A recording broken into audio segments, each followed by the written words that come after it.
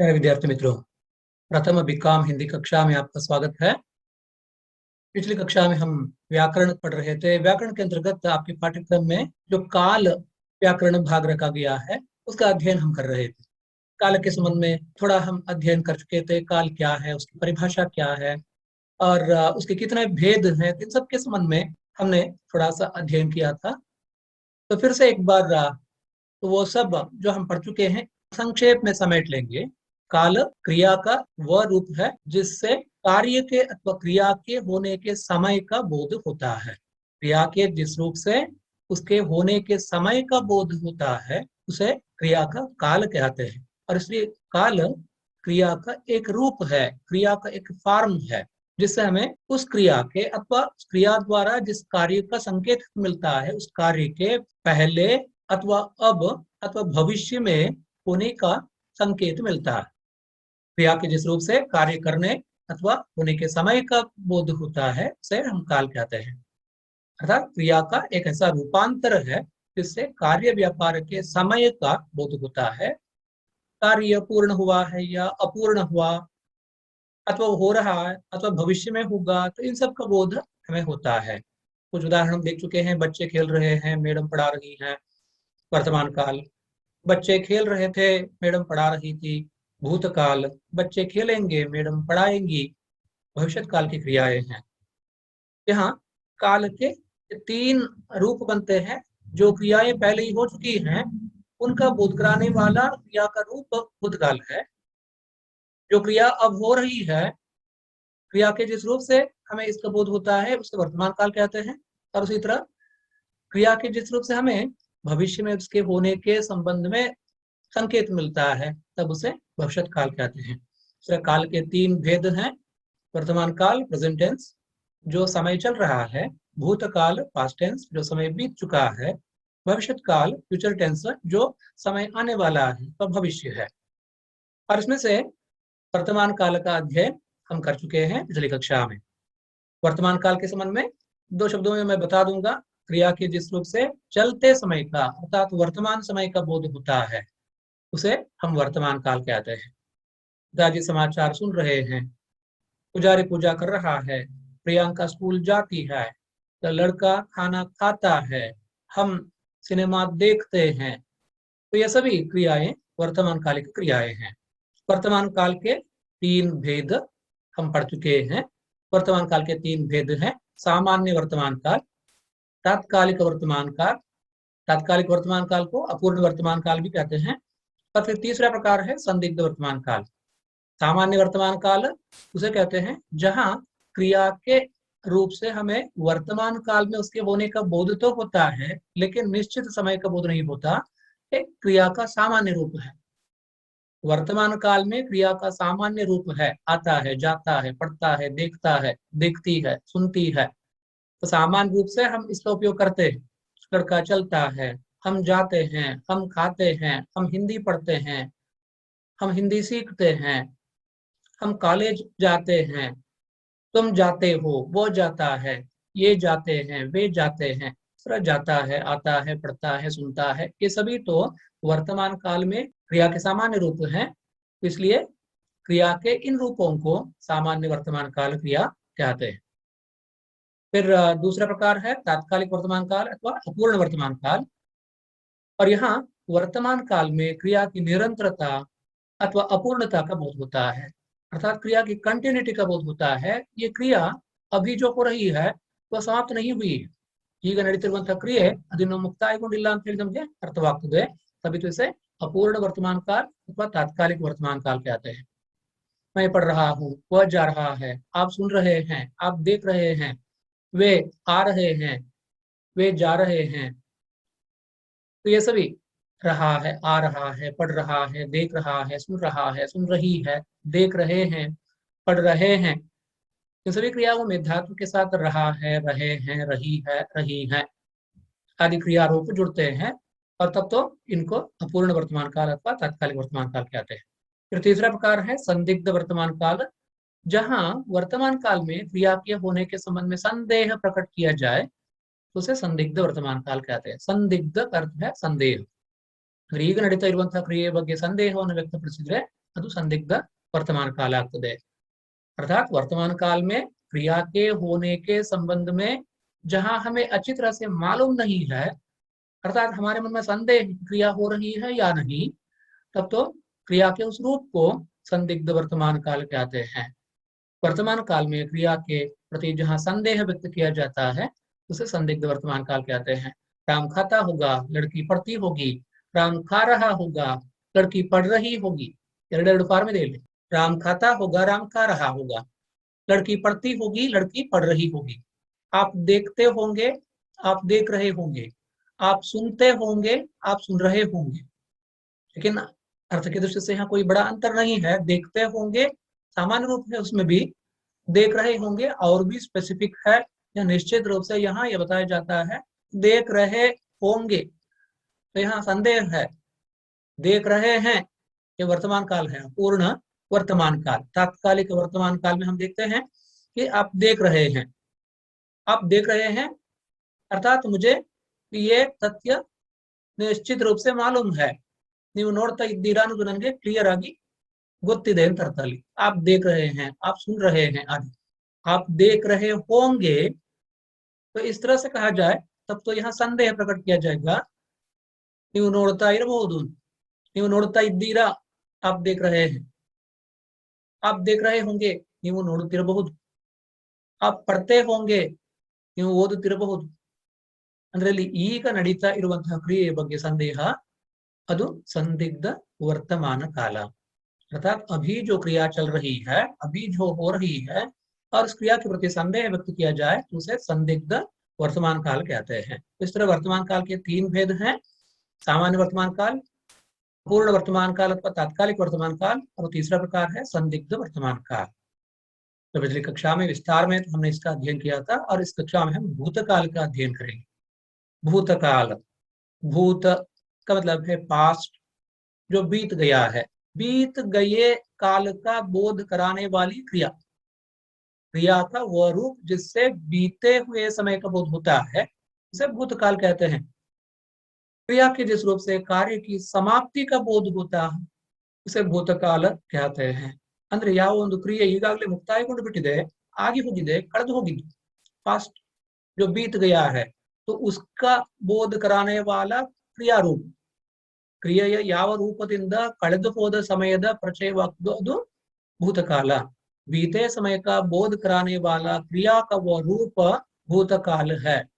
तो यहाँ उदाहरण हम देख सकते हैं, वह खा चुका था, राम ने अपना पाठ याद किया, मैंने पुस्तक पढ़ ली थी, पढ़ ली थी दोनों। तो इन सभी वाक्यों में हम ये देख सकते हैं कि यहाँ खा चुका था, तो खाने की क्रिया संपूर्ण हो गई है बहुत पहले ही, ಹಿಂದೆ ಅದು ಆಗಿ ಹೋಗಿದೆ। राम ने अपना पाठ याद किया ನೆನಪು ಮಾಡಿಕೊಂಡ, ಇದು ಕೂಡ ಕಳೆದು ಹೋದ ಕ್ರಿಯೆ। मैंने पुस्तक पढ़ ली थी, ನಾನು ಪುಸ್ತಕ ಓದಿಬಿಟ್ಟಿದ್ದೆ। पढ़ ली थी ಕನ್ನಡಕ್ಕೆ ಅನುವಾದ ಮಾಡಿದ್ರೆ ಓದಿಬಿಟ್ಟಿದ್ದೆ। पढ़ ली थी यहाँ क्रिया का वह रूप है जिससे क्रिया के बहुत समय पहले ही हो जाने का बोध होता है। तो इस तरह यहाँ क्रिया के मुख्य रूप से 6 रूप बनते हैं। भूतकाल में क्रिया के 6 रूप बनते हैं और इन 6 रूपों में लिंग, स्त्रीलिंग, एकवचन, बहुवचन के कारण परिवर्तन हो जाता। ಹಾಗಾಗಿ 4 ಕಾರಣದಿಂದಾಗಿ ಮತ್ತೆ ಬೇರೆ ಬೇರೆ ರೂಪಗಳು ಉಂಟಾಗ್ತವೆ। एक वाक्य मैं लूंगा उदाहरण के लिए, लड़के ने कहानी पढ़ी। इस वाक्य में कहानी पढ़ी, कहानी कर्म है, तो ने नियम हम पढ़ चुके हैं पिछले सेमेस्टर में। ने नियम भूतकाल में ही ने नियम लागू होता है। जहाँ सकर्मक क्रिया होती है तब कर्ता के साथ ने विभक्ति लगती है और क्रिया के लिंग और वचन कर्म के अनुसार होते हैं। कहानी स्त्रीलिंग है और इसलिए क्रिया रूप भी स्त्रीलिंग है। कहानी पढ़ी, लड़के ने कहानी पढ़ी, लड़के ने उपन्यास पढ़ा। और इन वाक्यों में हम देखते हैं कि पढ़ा, पढ़े, पढ़ी, पढ़ी आदि क्रियाएं सामान्य भूतकाल की क्रियाएं हैं, अर्थात भूतकाल की क्रियाएं हैं। तो भूतकाल के भेदों का अध्ययन हम करेंगे आगे। पढ़ी सामान्य भूतकाल है, पढ़ी है, लड़के ने कहानी पढ़ी है, आसन्न भूतकाल है। लड़के ने कहानी पढ़ी थी, पूर्ण भूतकाल। लड़का कहानी पढ़ता था, पढ़ रहा था, अपूर्ण भूतकाल। लड़के ने कहानी पढ़ी होगी, संदिग्ध भूतकाल। लड़के ने कहानी पढ़ी होती, हेतु हेतुमत भूतकाल। इस तरह तो ये 6 रूप हम देख सकते हैं भूतकाल में। पढ़ा, पढ़ा है, पढ़ा था, पढ़ता था, पढ़ रहा था, पढ़ा होगा, पढ़ा होता। तो ये 6 रूप, पढ़ा, पढ़ा है, पढ़ा था, पढ़ता था, पढ़ रहा था, पढ़ा होगा और फिर पढ़ा होता। तो ये 6 रूप बनते हैं। तो इन 6 रूपों को हम 6 भेदों में देखते हैं, अर्थात भूतकालिक क्रिया के 6 भेद बताए जाते हैं, अर्थात उसके 6 प्रकार हैं जिनका अध्ययन हम करेंगे। तो यहाँ भूतकालिक क्रिया के इन सभी रूपों को हम 6 भागों में रखते हैं और इसलिए भूतकाल के 6 भेद हो जाते हैं। फिर से एक बार परिभाषा की तरफ हम ध्यान देंगे।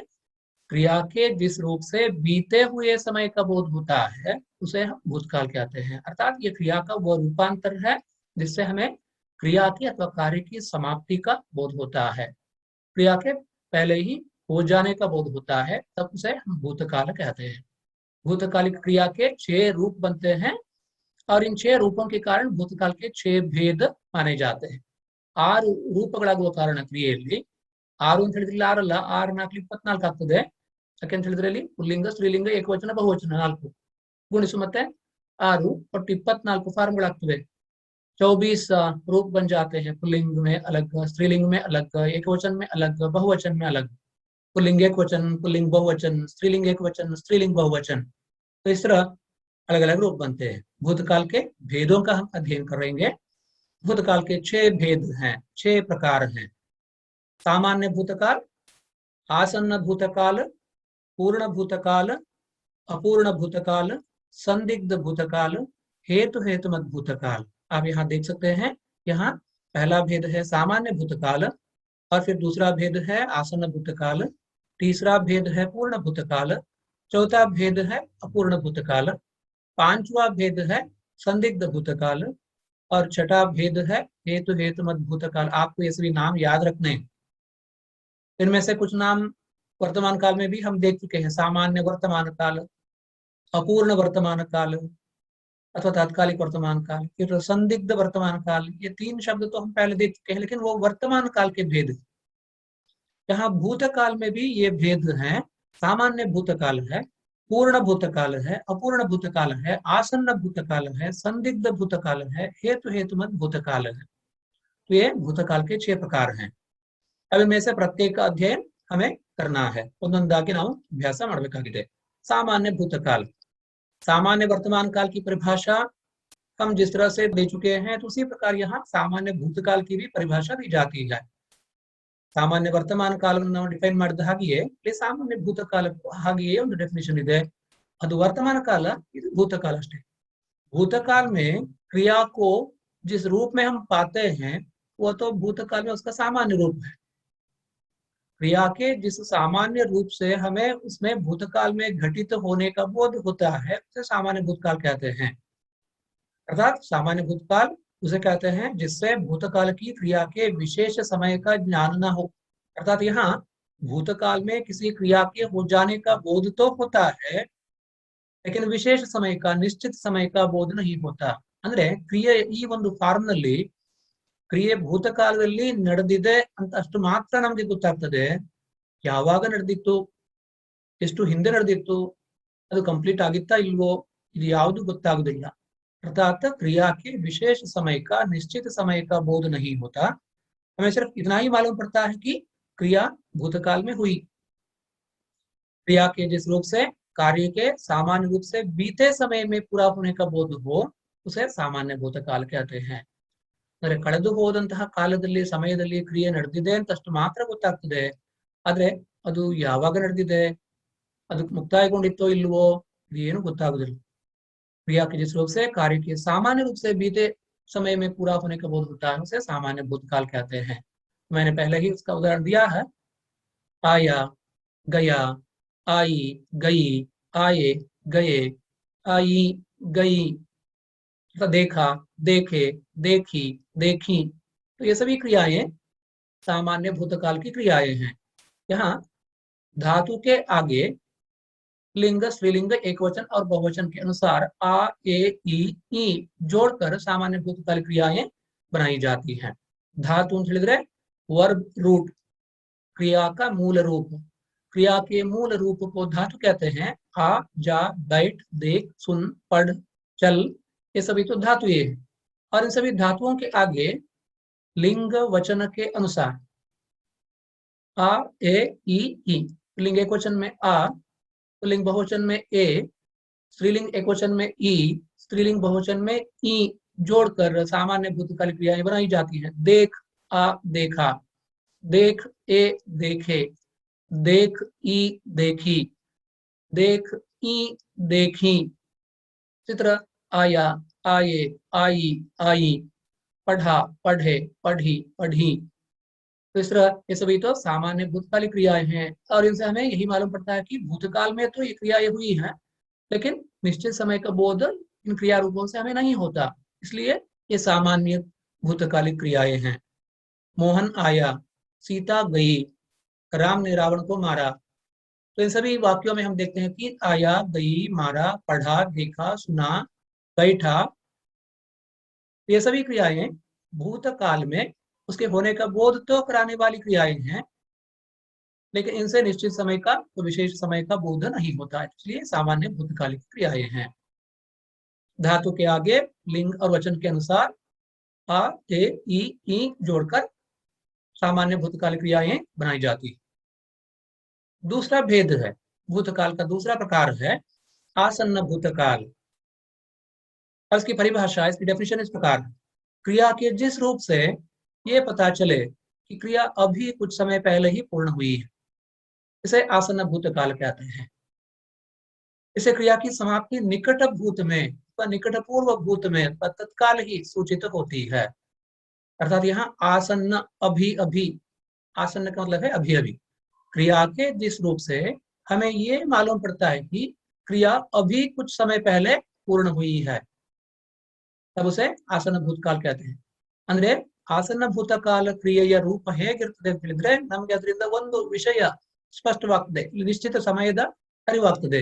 ಹೇಗೆ ಅಂತ ಹೇಳಿದ್ರೆ ಕ್ರಿಯೆ ಈಗಷ್ಟೇ ಮುಕ್ತಾಯಗೊಂಡಿದೆ, ಈಗಷ್ಟೇ ಮುಗ್ದಿದೆ, ಕಂಪ್ಲೀಟ್ ಆಗಿದೆ, पूर्णಗೊಂಡಿದೆ ಅನ್ನುವ अर्थ ಕೊಡ್ತದೆ ಈ क्रिया। क्रिया के जिस रूप से ये पता चलता है कि क्रिया अभी कुछ समय पहले पूर्ण हुई है, निकट भूत में तो तत्काल ही तो समाप्त हुई है, तो तब तो इसे आसन्न भूतकाल कहते हैं। उदाहरण देख सकते हैं, मैंने आम खाया है, या क्रिया को देखिए खाया है। मैं अभी सोकर उठी हूँ, उठी हूँ। अध्यापिका स्कूल आई हैं, आई हैं। तीसरा आया है, आए हैं, आई है, आई है। पुल्लिंग, स्त्रीलिंग, एक वचन, बहुवचन। आया है एक वचन, आए हैं बहुवचन, आई है स्त्रीलिंग एक वचन, आई है स्त्रीलिंग बहुवचन। इसी तरह पढ़ा है, हमने उपन्यास पढ़ा है, तुमने उपन्यास पढ़ा है, हमने कहानी पढ़ी है, हमने दो कहानियां पढ़ी हैं, हमने दो उपन्यास पढ़े हैं। मैंने रोटी खाई है, मैंने दो रोटियां खाई हैं। मैंने फल खाया है, मैंने दो फल खाए हैं। ಇಲ್ಲೆಲ್ಲ है अथवा है इंत सहायक क्रिया ಸೇರ್ಕೊಳ್ತದೆ। अर्थात सामान्य भूतकालिक क्रिया के आगे यहाँ एक वचन अथवा बहुवचन के अनुसार है अथवा है जोड़ने से आसन्न भूतकालिक क्रियाएं बनती। सामान्य भूतकालिक क्रिया के आगे है अथवा है जोड़कर आसन्न भूतकालिक क्रियाएं बनाई जाती हैं। पढ़ा है, पढ़े हैं, पढ़ी है, पढ़ी हैं। लिखा है, लिखे हैं, लिखी है, लिखी है। खाया है, खाए हैं, खाई है, खाई हैं। इनमें पुल्लिंग भी है, स्त्रीलिंग भी है, एक वचन भी है और बहुवचन भी है। तो इस तरह सामान्य भूतकालिक क्रिया के आगे हम यहाँ देख सकते हैं कि खाया सामान्य भूतकाल है और उसके आगे है जोड़ने से आसन्न भूतकालिक क्रिया बनती है, खाया है। और इस तरह देखा सामान्य भूतकालिक क्रिया है, उसके आगे है जोड़ने से देखा है, देखा है पहली बार। यहाँ देखा है आसन्न भूतकालिक क्रिया है। तो इसी तरह पुल्लिंग में, बहुवचन में, इसका रूप बदलता है। देखे हैं, हमने बहुत सारे चलचित्र देखे हैं। तो मैंने बहुत सारी कहानियां पढ़ी हैं। कहानियां स्त्रीलिंग बहुवचन कर्म पद है। कर्म पद के लिंग और वचन के अनुसार क्रिया का रूप बदलता है, जबकि क्रिया सकर्मक होती है और उसके कारण कर्ता में ने विभक्ति लगती है। ये नियम याद रखना। ಹಾಗಾಗಿ ಇಲ್ಲಿ ಭೂತಕಾಲ ಅಂತ ಹೇಳಿದಾಗ ನೇ ನಿಯಮವನ್ನ ಸರಿಯಾಗಿ ನೆನಪು ಮಾಡ್ಕೊಳ್ಬೇಕಾಗ್ತದೆ. ಹಿಂದಿನ ಸೆಮಿಸ್ಟರ್ ಅಂತ ಬಿಡ್ಲಿಕ್ಕಿಲ್ಲ, ग्रामर ನೀವು ಯಾವುದೇ सेमेस्टर ಅಲ್ಲೂ ಮರೀಲಿಕ್ಕಿಲ್ಲ. व्याकरण तो भाषा का आधार है, अगर हम इसे भूल जाए तो भाषा भूल जाएगी। हमें भाषा भूलनी नहीं है, तभी तो व्याकरण भी भूलना नहीं। ಹಾಗಾಗಿ ಭಾಷೆಯನ್ನು ಮರೆಯಬಾರದು ಅಂತಿದ್ರೆ ನಾವು ವ್ಯಾಕರಣದ ನಿಯಮಗಳನ್ನು ಕೂಡ ಮರೀಲಿಕ್ಕೆ ಇಲ್ಲ। यहाँ पर आसन्न भूतकाल में है अथवा हैं क्रियाएं हम जोड़ते हैं सामान्य भूतकालिक क्रिया के आगे। ಹಾಗಾಗಿ ಸಾಮಾನ್ಯ ಭೂತಕಾಲದ ಕ್ರಿಯೆ ಎದುರಿಗೆ है अथवा हैं ಸೇರಿಸಿದ್ರೆ ಅದು ಆಸನ್ನ ಭೂತಕಾಲಿಕ ಕ್ರಿಯೆ ಆಗ್ತದೆ। मैं अभी सोकर उठी हूँ, अध्यापिका स्कूल आई हैं। उपरोक्त वाक्यों की क्रियाएं अभी अभी पूर्ण हुई हैं, अर्थात इन क्रिया रूपों से हमें यही मालूम पड़ता है कि क्रिया अभी समाप्त हुई। मैं आया हूँ, मैं बंदागा मैं आया हूँ ಆಗ್ತದೆ। मैं उठी हूँ स्त्रीलिंग एकवचन। मैं आई हूँ, ನಾನು ಬಂದಿದ್ದೇನೆ। आई हूँ सर, मैं आई हूँ। मैं प्रेजेंट हूँ, मैं ಬಂದಾಗ ಹಾಗಾಗ್ತದೆ। ಅಲ್ಲಿ ಅಂದ್ರೆ ಅಕರ್ಮಕ ಕ್ರಿಯೆ ಇದ್ರೆ ನೇ ಇಲ್ಲ, ನೇ ನಿಯಮ ಮತ್ತೆ ನೆನಪಿರ್ಬೇಕು। ಇಲ್ಲಿ ಅಕರ್ಮಕ ಕ್ರಿಯೆ ಬಂದ್ರೆ ನೇ ಬರುದಿಲ್ಲ, सकर्मक क्रिये इದ್ರೆ ಮಾತ್ರ ನೇ ಬರ್ತದೆ। देखना सकर्मक क्रिया है। मैंने लड़के को देखा है, मैंने लड़के को देखा है, ನಾನು ನೋಡಿದ್ದೇನೆ। ನೋಡಿದ್ದೇನೆ ಅಂತ ಹೇಳುವಾಗ देखा है ಕ್ರಿಯೆಯ ರೂಪದಿಂದ ನಮಗೆ ಅದು ಈಗಷ್ಟೇ ಮುಗಿದಿದೆ, ಸದ್ಯದಲ್ಲೇ ಮುಕ್ತಾಯಗೊಂಡಂತ ಕ್ರಿಯೆ। ಅನ್ನೋದ್ರ ಜೊತೆಗೆ ಒಂದು ಕನ್ಫರ್ಮೇಶನ್ ಸಿಗ್ತದೆ, ಒಂದು ನಿಶ್ಚಯ ಸಿಗ್ತದೆ, ಕೆಲಸ ಆಗಿದೆ ಅಂತ। तो कर्म हो चुका है अर्थात ये कर्म पूर्ण हुआ है, इसका बोध भी होता है। यहाँ क्रिया के समाप्त होने का बोध होता है, निश्चय होता है। उसके साथ साथ क्रिया अभी अभी पूर्ण हुई है, तो इसका बोध भी होता। इसलिए इस काल को आसन्न भूतकाल कहते हैं। आसन्न भूतकाल उसे कहते हैं जहां क्रिया के रूप से हमें ये मालूम हो कि क्रिया अभी अभी पूर्ण हुई है। आसन्न भूतकाल के बाद हम पूर्ण भूतकाल का अध्ययन करेंगे। तीसरा प्रकार है भूतकाल का पूर्ण भूतकाल। क्रिया के उस रूप को हम पूर्ण भूतकाल कहते हैं जिससे क्रिया की समाप्ति के समय का स्पष्ट बोध हो जाता है। अर्थात क्रिया को समाप्त हुए काफी समय बीत चुका है, ये बोध होता है।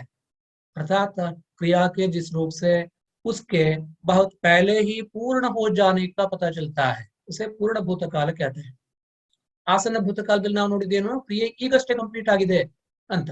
ಆದ್ರೆ ಇದು ಹಾಗಲ್ಲ, पूर्ण भूतकाल ಅಂತ ಹೇಳಿದ್ರೆ ಈಗಷ್ಟೇ ಆಗಿದ್ದ ಕ್ರಿಯೆ ಅಲ್ಲ, ಇದು ಹಿಂದೆಯೇ ಆದಂತ ಕ್ರಿಯೆ। बहुत पहले ही जो क्रिया हो चुकी है और उसे संकेतित करने के लिए क्रिया का जो रूप इस्तेमाल होता है उसे पूर्ण भूतकाल कहते हैं। इसे पूर्ण भूतकाल इसलिए कहते हैं कि यहाँ क्रिया से हमें बहुत पहले ही उसके हो जाने का बोध होता है, ಹಿಂದೆಯೇ ಆಗಿ ಹೋಗಿದೆ ಈ ಕ್ರಿಯೆ ಅಂತ। ಈಗಷ್ಟೇ ಆಗಿದ್ದು ಅಂತ ಹೇಳಲಿಕ್ಕೆ ಆಸನ್ನ ಭೂತಕಾಲ, ಹಿಂದೆಯೇ ಆಗಿ ಹೋಗಿದೆ ಕ್ರಿಯೆ ಅಂತ ಹೇಳಲಿಕ್ಕೆ पूर्ण भूतकाल। उदाहरण से हम ये स्पष्ट रूप से समझ सकते हैं कि उसने शाम को मारा था। अंग्रेजों ने भारत पर राज किया था। महादेवी और माँ ने संस्मरण लिखे थे। इन सभी वाक्यों में क्रिया के जो रूप हैं उन पर ध्यान दें। मारा था, किया था, लिखे थे। यहाँ सामान्य भूतकालिक क्रिया के आगे था, थे, थी, थी आदि सहायक क्रियाएं जोड़ दी गई। आसन्न भूतकाल में सामान्य भूतकालिक क्रिया के आगे है अथवा है हम जोड़ देते हैं। पूर्ण भूतकाल में सामान्य भूतकालिक क्रिया के आगे था, थे, थी, थी आदि सहायक क्रियाएं जोड़ते हैं। ವ್ಯತ್ಯಾಸ ಇಷ್ಟೇ, ಆಸನ್ನ ಭೂತಕಾಲದಲ್ಲಿ है ಅಥವಾ है ಅನ್ನು ಸೇರಿಸ್ತೇವೆ ಕೊನೆಯಲ್ಲಿ, ಯಾವ್ದ್ರ ಜೊತೆಗೆ, ಸಾಮಾನ್ಯ ಭೂತಕಾಲಿಕ ಕ್ರಿಯೆಯ ಜೊತೆಗೆ। ಇಲ್ಲಿ ಕೂಡ ಸಾಮಾನ್ಯ ಭೂತಕಾಲಿಕ ಕ್ರಿಯೆಯ ಜೊತೆಗೆ ಸೇರಿಸುವಂತ ಸಹಾಯಕ ಕ್ರಿಯೆಗಳು ಮಾತ್ರ ಬೇರೆ, था, थे, थी, थी।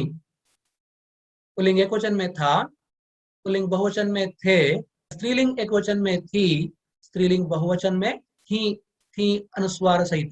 हमने खाना खाया था, हमने रोटी खाई थी, हमने रोटियां खाई थी, हमने कहानी पढ़ी थी, हमने कहानियां पढ़ी थी ಅನುಸ್ವಾರ एक ही बार लगाया जाता. ಇಲ್ಲಿ ಅನುಸ್ವಾರ ಹಾಕುವಂತದ್ದು ಬಹುವಚನವನ್ನ ಸಂಕೇತಿಸಲಿಕ್ಕೆ. ಆದ್ರೆ ಅದನ್ನ ಎಲ್ಲಿ ಹಾಕ್ಬೇಕು ಅಂತ ಹೇಳಿದ್ರೆ ಕೊನೆಯಲ್ಲಿ ಸಹಾಯಕ ಕ್ರಿಯೆ ಇದ್ರೆ ಅಲ್ಲಿ ಮಾತ್ರ ಹಾಕ್ಬೇಕು. ಸಹಾಯಕ ಕ್ರಿಯೆ ಇಲ್ಲ ಅಂತಿದ್ರೆ ಅವಾಗ ಯಾವ ಕ್ರಿಯೆ ಇರ್ತದೋ ಅಲ್ಲೇ ಅನುಸ್ವಾರ ಬರ್ತದೆ. ಹಾಗಾಗಿ ಅನುಸ್ವಾರ ಹಾಕ್ಬೇಕಾದ್ರೆ ಬಹುವಚನವನ್ನು ಸಂಕೇತಿಸಲಿಕ್ಕೆ मैंने पुस्तक लिखी, मैंने पुस्तकें लिखी. वहां लिखी में अनुस्वार लगता है क्योंकि वहां सहायक क्रिया नहीं सामान्य भूतकाल में.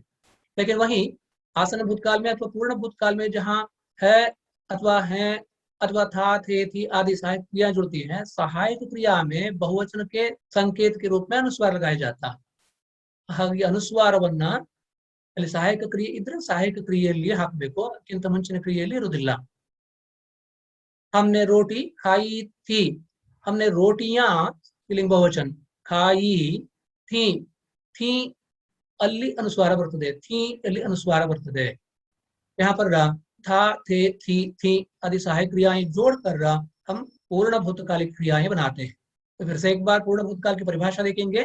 क्रिया के जिस रूप से उसके बहुत पहले ही हो जाने का बोध होता हो, अर्थात काफी समय पहले ही तो उसके समाप्त हो जाने का बोध होता हो, उसे हम पूर्ण भूतकाल कहते हैं. और यहाँ सामान्य भूतकालिक क्रिया के आगे लिंग और वचन के अनुसार था थे थी आदि सहायक क्रियाएं जोड़ दी जाती हैं और तब पूर्ण भूतकालिक क्रियाएं बनती हैं. देखा था, देखे थे, देखी थी. पढ़ा था, पढ़े थे, पढ़ी थी. लिखा था, लिखे थे, लिखी थी. इन सभी क्रियाओं से हमें ये मालूम पड़ता है कि ये क्रियाएं बहुत पहले ही हो चुकी है, अर्थात क्रियाओं के समाप्त हुए बहुत समय बीत चुका है. अभी अभी जो क्रिया समाप्त हुई है और उसे आसन्न भूतकाल कहते हैं, और बहुत पहले ही जो क्रिया समाप्त हो चुकी है उसको हम पूर्ण भूतकाल क्रिया कहते हैं. पूर्ण भूतकाल में क्रिया के समाप्त हुए बहुत समय बीत जाने का बोध होता है. ಹಾಗಾಗಿ ಇದು ಯಾವತ್ತಿನ ಇದನ್ನು ತುಂಬಾ ಹಿಂದೆ ನಡೆದ ಕ್ರಿಯೆ ಆಗಿರಬಹುದು. तो मैं पिछले साल आपके यहाँ आया था, मैं पिछले साल दिल्ली गया था, मैं 10 साल पहले दिल्ली गया था, मैं पिछले जन्म में वहां गया था. ನೋಡಿ ಎಲ್ಲಿಂದ ಎಲ್ಲಿಗೆ ಪೂರ್ಣ ಅಂತ ಹೇಳಿದ್ರೆ ಎಷ್ಟು ದೂರ ಬೇಕಾದ್ರೂ ಹಿಂದಕ್ಕೆ ತಕೊಂಡು ಹೋಗ್ಬೋದು. ತುಂಬಾ ಹಿಂದೆ ನಡೆದಂತ ಹಿಂದಿನ ಜನ್ಮದಲ್ಲಿ ನಡೆದ ಘಟನೆಯನ್ನು ಕೂಡ ನಾವು ಇಲ್ಲಿ पूर्ण भूतकालದಲ್ಲೇ ಅದನ್ನ ಅಭಿವ್ಯಕ್ತಿಸ್ತೇವೆ. मैं पिछले जन्म में वहां गया था, मैं 10 वर्ष पहले वहां गया था. यहाँ गया था क्रिया का रूप जिसे हमें क्रिया के बहुत पहले ही हो जाने का बोध होता है. और यही क्रिया हम अगर इस तरह से कहेंगे गया है, ಹೋಗಿದ್ದಾನೆ ಅಂತ ಹೇಳಿದ್ರೆ ಅದು ಈಗಷ್ಟೇ ಮುಗಿದಿದ್ದು ಅನ್ನುವ ಅರ್ಥವನ್ನು ಕೊಡ್ತದೆ. इस तरह आसन्न भूतकाल और पूर्ण भूतकाल में ये अंतर है. आसन्न भूतकाल में क्रिया के अभी समाप्त हो जाने का बोध होता है, पूर्ण भूतकाल में बहुत पहले ही उसके समाप्त हो जाने का बोध होता है. पूर्ण भूतकाल में क्रिया के साथ था थे थी आदि सहायक क्रियाएं लगाई जाती है. और उसके बाद चौथा भेद हम देखेंगे अपूर्ण भूतकाल. अपूर्ण भूतकाल में क्रिया की पूर्णता का बोध नहीं होता. क्रिया तो भूतकाल में हुई तो इसका तो बोध हमें होता है. जिस क्रिया रूप से हमें यह मालूम होता है कि क्रिया तो भूतकाल में हुई लेकिन वो अपूर्ण नहीं हुई थी. जो क्रिया भूतकाल में पूर्ण नहीं हुई थी लेकिन भूतकाल में तो हुई, ಇಂದು ಭೂತಕಾಲದಲ್ಲಿ ಆದಂತ ಕ್ರಿಯೆ ಆದ್ರೆ ಅದು ಕಂಪ್ಲೀಟ್ ಆಗಿರಲಿಲ್ಲ, वो समाप्त नहीं हुई थी. क्रिया भूतकाल में हुई लेकिन वो समाप्त नहीं हुई थी. ಹಿಂದೆ ನಡೆದಂತ ಒಂದು ಕ್ರಿಯೆ ಆವಾಗ ಅದು ಕಂಪ್ಲೀಟ್ ಆಗಿರಲಿಲ್ಲ, ಈಗ ಮುಗಿದಿದೆ, लेकिन उस समय ये क्रिया पूर्ण नहीं हुई थी अर्थात समाप्त नहीं हुई थी और इसलिए इसे अपूर्ण भूतकाल कहते हैं. सुरेश गीत गा रहा था, गीत गाता था ಎರಡು ಕೂಡ ಇದೆ, ಎರಡು ಫಾರ್ಮ್ ಇದೆ. सुरेश गीत गाता था, सुरेश गीत गा रहा था. रीता सोती थी, रीता सो रही थी. तो लड़के खाते थे, लड़के खा रहे थे. ಇಲ್ಲೆಲ್ಲ ನೋಡಿ खाता था, खा रहा था, देखता था, देख रहा था. तो क्रिया रूपों से हमें यह स्पष्ट हो जाता है कि देखता था, देख रहा था, देखता देख रहा ಅನ್ನೋದೆಲ್ಲ ವಾಸ್ತವದಲ್ಲಿ ವರ್ತಮಾನ ಕಾಲ ಕ್ರಿಯೆ ರೂಪ, ಭೂತಕಾಲದಲ್ಲ. देखता देख रहा ಇವೆಲ್ಲ ವರ್ತಮಾನ ಕಾಲದ ರೂಪ.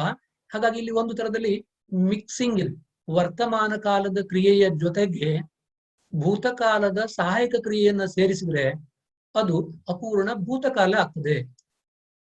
देखता देख रहा, देखता और देख रहा ये वर्तमान काल क्रिया रूप में और उनके साथ था, थे, थी आदि जोड़ देने से ये अपूर्ण भूतकालिक क्रियाएं बनती है।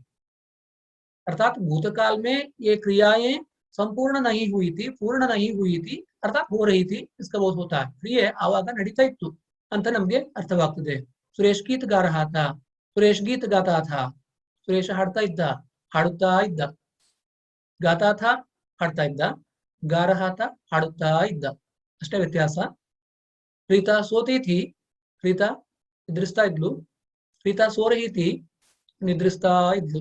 ಕನ್ನಡದ ಹೇಳುವಾಗ ಸ್ವಲ್ಪ ಒತ್ತು ಕೊಟ್ಟು ಟೋನ್ ಅನ್ನು ಸ್ವಲ್ಪ ಚೇಂಜ್ ಮಾಡಿ ಹೇಳಬೇಕಾಗ್ತದೆ, ಹೇಳಿದ್ರೆ ಹೇಳಬೇಕಾಗ್ತದೆ. सुरेश गीत गाता था, रीता सो रही थी, रीता सोती थी, रीता सो रही थी. तो यहाँ आता था, आ रहा था, देखता था, देख रहा था, पढ़ता था, पढ़ रहा था, सुनता था, सुन रहा था. तो ये सभी क्रियाएं अपूर्ण भूतकालिक क्रियाएं हैं. अर्थात इन क्रियाओं से हमें ये मालूम पड़ता है कि भूतकाल में क्रियाएं निरंतर हो रही थी, अर्थात कंटिन्यूसली चल रही थी, पूर्ण नहीं हुई थी. तो तभी तो इनको अपूर्ण भूतकालिक क्रियाएं हम कहते हैं. इनके पूर्ण होने का बोध नहीं होता. क्रियाएं कंटिन्यूअसली चल रही थी, पास्ट कंटिन्यूअस, अंग्रेजी में से पास्ट कंटिन्यूअस इसलिए कहते हैं कि भूतकाल में इन क्रियाओं की निरंतरता अथवा अपूर्णता का बोध होता है. फिर पांचवा प्रकार है संदिग्ध भूतकाल. संदिग्ध वर्तमान काल का अध्ययन हम कर चुके हैं, जहां वर्तमान काल में जो क्रिया हो रही है तो उसके प्रति संदेह व्यक्त किया जाए तो उसे संदिग्ध वर्तमान काल कहते हैं. उसी प्रकार यहाँ भूतकाल में जो क्रिया हो चुकी है उसके प्रति संदेह प्रकट किया जाए तब तो उसे संदिग्ध भूतकाल कहते हैं. ಆಗಿ ಹೋದಂತಹ ಒಂದು ಕ್ರಿಯೆಯ ಬಗ್ಗೆ ನಮಗೆ ಗೊತ್ತಿಲ್ಲ, ಸಂದೇಹ ಇದೆ, ಆ ಕ್ರಿಯೆ ನಿಜವಾಗಿಯೂ ನಡೆದಿತ್ತೋ ಇಲ್ವೋ ಅನ್ನೋ ಬಗ್ಗೆ ಸಂದೇಹ ಇದೆ ಅಂತ ಹೇಳಬೇಕಿದ್ರೆ ಅದು संदिग्ध भूतकाल. भूतकाल में जो क्रिया हुई है और उसके होने के संबंध में हम संदेह प्रकट कर रहे हैं तो क्रिया के इस रूप को संदिग्ध भूतकाल कहते हैं.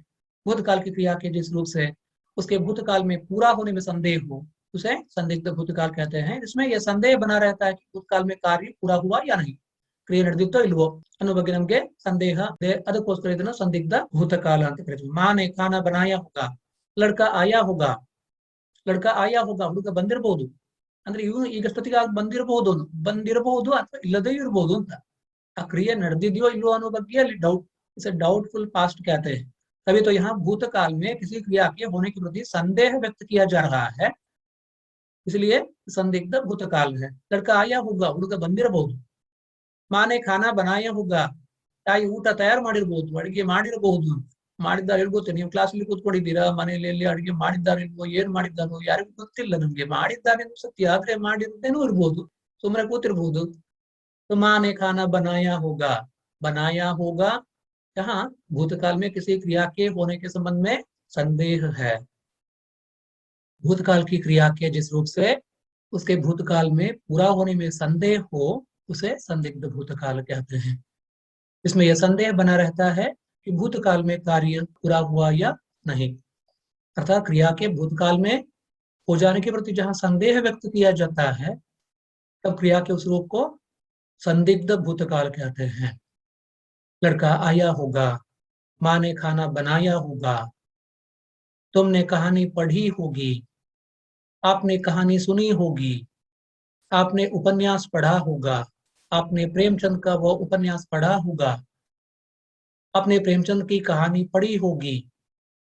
इन सभी वाक्यों में हम ये देख सकते हैं कि पढ़ी होगी, पढ़ा होगा, पढ़े होंगे, पढ़ी होंगी, देखा होगा, देखे होंगे, देखी होगी, देखी होंगी. तो इन सभी क्रियाओं से हमें ये मालूम पड़ता है ये क्रियाएं भूतकाल में हुई हैं, इसके प्रति हमारे मन में संदेह है. अर्थात क्रिया के संपूर्ण होने के बारे में संदेह व्यक्त किया जाता है, तब इनको हम संदिग्ध भूतकाल कहते हैं. संदिग्ध भूतकाल की क्रियाएं कैसे बनाई जाती हैं तो इस संबंध में हम देखेंगे. तो यहाँ सामान्य भूतकालिक क्रिया के आगे पुल्लिंग, स्त्रीलिंग, एक वचन, बहुवचन के अनुसार होगा, होंगे, होगी, होंगी आदि सहायक क्रियाएं जोड़ दी जाती हैं. आया होगा, आए होंगे, आई होगी, आई होंगी. होंगी में अनुस्वार हो में अनुस्वार लगता है, अंत में गी जो है उसमें नहीं, होंगी, होंगे आदि। आया होगा पुल्लिंग एक वचन है, आए होंगे पुल्लिंग बहुवचन है, आई होगी स्त्रीलिंग एक वचन है, आई होंगी स्त्रीलिंग बहुवचन है। तीसरा सामान्य भूतकालिक क्रिया, यहाँ आया सामान्य भूतकालिक क्रिया है, बनाया सामान्य भूतकालिक क्रिया है, खाया सामान्य भूतकालिक क्रिया है, खाया होगा, खाए होंगे, खाई होगी, खाई होंगी। ಅಂದ್ರೆ ಇಲ್ಲೆಲ್ಲ ಕ್ರಿಯೆ ಭೂತಕಾಲದಲ್ಲಿ ನಡೆದ ಬಗ್ಗೆ ಸಂದೇಹವನ್ನ व्यक्तಪಡಿಸಲಾಗ್ತದೆ। सकर्मक क्रिया के आने पर कर्ता के साथ नहीं विभक्ति लगती है और क्रिया का रूप कर्म के अनुसार होता है। लड़के ने कहानी पढ़ी होगी, लड़के ने उपन्यास पढ़ा होगा, लड़के ने अनेक कहानियां पढ़ी होंगी, लड़के ने अनेक उपन्यास पढ़े होंगे। और इन क्रियाओं से हमें यह स्पष्ट हो जाता है कि भूतकाल में क्रियाओं के होने के प्रति यहाँ संदेह प्रकट किया जा रहा है, अतः इनको संदिग्ध भूतकाल कहते हैं। छठा भेद है भूतकाल का, हेतु हेतु मद भूतकाल। हेतु हेतु मद भूतकाल, यहाँ हेतु शब्द का अर्थ है कारण, वजह।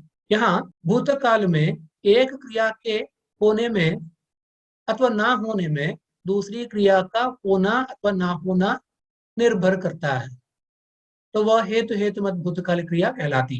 अर्थात जहां भूतकाल में एक क्रिया दूसरी क्रिया के कारण ना हो पाती है, यह निषेधार्थक है।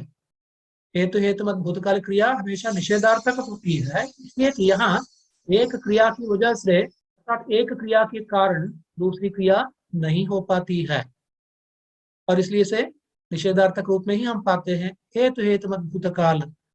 भूतकाल में एक क्रिया का होना दूसरी क्रिया पर निर्भर करता है, अर्थात एक क्रिया हो पाती है तो नहीं हो पाती है दूसरी क्रिया के कारण, तब तो क्रिया के उस रूप को हेतु हेतु मत भूतकालिक क्रिया कहते हैं। इसे पता चलता है कि क्रिया भूतकाल में होने वाली थी पर किसी कारण से ना हो सकी। ಅಂದ್ರೆ ಇಲ್ಲಿ ಭೂತಕಾಲದಲ್ಲಿ ನಡೆಯಬೇಕಾಗಿದ್ದಂತಹ ಒಂದು ಕ್ರಿಯೆ या ಮತ್ತೊಂದು ಕ್ರಿಯೆಯ ಕಾರಣದಿಂದಾಗಿ ಅದು ನಡೀಲಿಲ್ಲ ಅಂತ। भूतकाल में जो क्रिया होनी थी वो होने वाली थी, वो किसी कारण से नहीं हो पाई, वो कारण एक दूसरी क्रिया, ಇನ್ನೊಂದು ಕ್ರಿಯೆ ಅಲ್ಲಿ ಆ ಕ್ರಿಯೆಯನ್ನು ನಡೆಯದ ಹಾಗೆ ತಡೆಗಟ್ಟುವಂತದ್ದಾಗಿದೆ। तो एक क्रिया की वजह से यहाँ दूसरी क्रिया नहीं हो पाती है, तब क्रिया के उस रूप को हेतु हेतु मत भूतकालिक क्रिया हम कहते हैं। इसलिए यहाँ दो क्रियाएं होती हैं, हेतु हेतु मत भूतकाल में दो क्रियाएं होती हैं और उनमें से एक क्रिया के कारण दूसरी क्रिया नहीं हो पाती, ಒಂದು ಕ್ರಿಯೆಯಿಂದಾಗಿ ಇನ್ನೊಂದು ಕ್ರಿಯೆಯಲ್ಲಿ ನಡೆಯುವುದಿಲ್ಲ ಅಂತ ಅರ್ಥವಾಗ್ತದೆ। यदि तुमने परिश्रम किया होता तो पास हो जाते, इस वाक्य में दो क्रियाएं हैं, यदि और इसके साथ साथ कंडीशन भी है, शर्त भी। यदि तुमने परिश्रम किया होता तो पास हो जाते, किया होता हेतु हेतु मत भूतकालिक क्रिया, किया होता इसका तात्पर्य यही है कि उसने किया नहीं। यदि तुमने परिश्रम किया होता, ಒಂದು ವೇಳೆ ನೀನು ಪರಿಶ್ರಮ ಪಟ್ಟಿದ್ದಿದ್ದರೆ ಅದರ ಅರ್ಥ ಏನಾಯ್ತು, ಪರಿಶ್ರಮ ಪಡಲಿಲ್ಲ ಅಂತ ಆಯ್ತು। इसका तात्पर्य यही हुआ कि तुमने परिश्रम नहीं किया, और इसकी वजह से तो क्या परिणाम हुआ, परिश्रम नहीं किया तो उसका परिणाम यह निकला कि तो पास नहीं हो पाया, तो पास हो जाते। यहाँ पास हो जाने की क्रिया परिश्रम करने की क्रिया पर निर्भर है, पास ಆಗುವಂತಹದ್ದು ಪರಿಶ್ರಮ ಪಡೋದ್ರ ಮೇಲೆ ಡಿಪೆಂಡ್ ಆಗಿದೆ। यहाँ पास नहीं हुआ इसका कारण है परिश्रम नहीं किया, परिश्रम न करने के कारण पास नहीं हुआ, ಹಾಗಾಗಿ ಪರಿಶ್ರಮವನ್ನು ಪಡೆದೇ ಇದ್ದ ಕಾರಣ ಅಲ್ಲಿ ಪಾಸ್ ಆಗಲಿಲ್ಲ ಅಂತ ಅರ್ಥವಾಗ್ತದೆ। ಅಂದ್ರೆ ಒಂದು ಕ್ರಿಯೆ ಇನ್ನೊಂದು ಕ್ರಿಯೆ ಮೇಲೆ ಡಿಪೆಂಡ್ ಆಗಿರೋದನ್ನ ನಾವಿಲ್ಲಿ ನೋಡ್ತೇವೆ। भूतकाल में एक क्रिया के ना होने की वजह से दूसरी क्रिया यहाँ ना हो पाती है, तभी तो इसे हेतु हेतु मत भूतकाल कहते हैं। अगर तुम यहाँ आए होते तो वो भी आया होता, ನೀನು ಇಲ್ಲಿಗೆ ಬಂದಿದ್ದರೆ ಅವನು ಇಲ್ಲಿಗೆ ಬಂದಿರ್ತಿದ್ದ, ಒಟ್ಟಾರೆ ಅರ್ಥ ಏನಾಯ್ತು, ನೀನು ಇಲ್ಲಿಗೆ ಬರಲಿಲ್ಲ ಹಾಗಾಗಿ ಅವನು ಬರಲಿಲ್ಲ ಅಂತ, तो दोनों नहीं आए, तो एक क्रिया के कारण दूसरी क्रिया यहाँ नहीं हुई, यही मालूम पड़ता है एक क्रिया का दूसरी क्रिया पर यहाँ अवलंबन है। यदि तुमने परिश्रम किया होता तो पास हो जाते, यदि वर्षा होती तो फसल अच्छी होती, तो दूसरा उदाहरण हम यहाँ देख सकते हैं, यदि वर्षा होती, ಒಂದು ವೇಳೆ ಮಳೆಯಾಗಿದ್ದಿದ್ರೆ ಬೆಳೆ ಚೆನ್ನಾಗಿ ಆಗಿರ್ತಿತ್ತು. ಅರ್ಥ ಏನು? ಮಳೆ ಆಗ್ಲಿಲ್ಲ, ಬೆಳೆಯೂ ಆಗ್ಲಿಲ್ಲ ಅನ್ನೋ ನಿಷೇಧಾರ್ಥವೇ ಇಲ್ಲಿ ಪ್ರಧಾನವಾಗಿದೆ. यदि वर्षा होती तो फसल अच्छी होती, तो फसल अच्छी नहीं हुई, इसका कारण ವರ್ಷಾ नहीं हुई. ಬೆಳೆ ಚೆನ್ನಾಗಿ ಬರಲಿಲ್ಲ, ಅದಕ್ಕೆ ಕಾರಣ ಏನು ಅಂತ ಹೇಳಿದ್ರೆ ಅಲ್ಲಿ ಮಳೆ ಆಗ್ಲಿಲ್ಲ ಅಂತ ಹೇಳಿ. ಒಂದು ವೇಳೆ ಮಳೆಯಾಗಿದ್ದಿದ್ರೆ ಒಳ್ಳೆ ಫಸಲು ಬಂದಿರ್ತಾ ಇತ್ತು.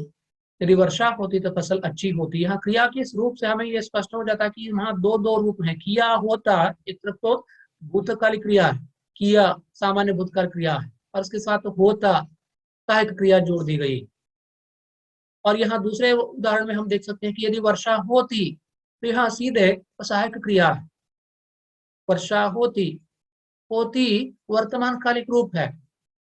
तो पहले उदाहरण में भी किया होता, होता वर्तमान कालिक क्रिया रूप है, किया भूतकालिक रूप है, होता वर्तमान कालिक रूप है. ಅಂದ್ರೆ ಇಲ್ಲೆಲ್ಲ ನಾವು ಬೇರೆ ಬೇರೆ ರೀತಿಯ ಕ್ರಿಯೆಗಳನ್ನ ಸಮ್ಮಿಶ್ರಗೊಳಿಸಿದಾಗ, ಬ್ಲೆಂಡ್ ಮಾಡಿದಾಗ ಕ್ರಿಯಾರೂಪ ಬದಲಾಗ್ತದೆ. यहाँ सामान्य भूतकालिक क्रिया के साथ होना क्रिया का वर्तमान कालिक रूप हम जोड़ दे.